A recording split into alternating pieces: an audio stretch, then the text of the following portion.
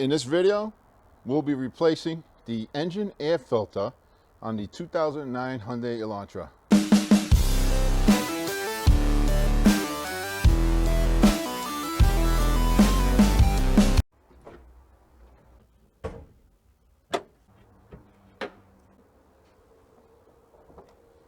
The air filter, as you're looking at the engine, is to the right, and this is the box for the air filter. No special tools needed for this. All you have to do is pop these clips out. So you pop 1, 2, 1 in the back, it's 3, and 1 on this side here, 4. So on each corner, there's a clip. Cover should come right up, and there's your air filter.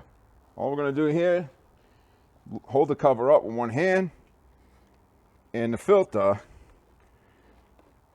should come out with the other hand. It's got some dirt in there. Here's what the new filter looks like compared to the old filter. You can clearly see that's really dirty. Before you put the filter in, check the air box. Make sure there's nothing in there, leaves or anything like that. If there is, just clean it out. Put the filter back in. Cover on top. Make sure the cover is lined up correctly. Sometimes these can be tough to get lined up, but this one goes on pretty easy. And then you just take your clips with your finger and pop them back in place.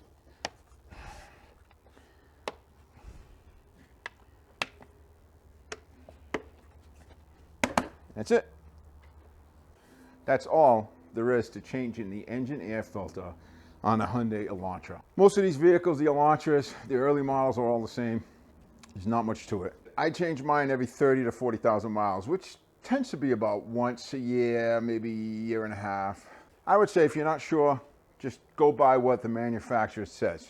Now, with the clean air filter versus a dirty or clogged air filter, the engine's gonna run a lot smoother. It's gonna be easy or easier for the engine to get the air it needs to promote combustion.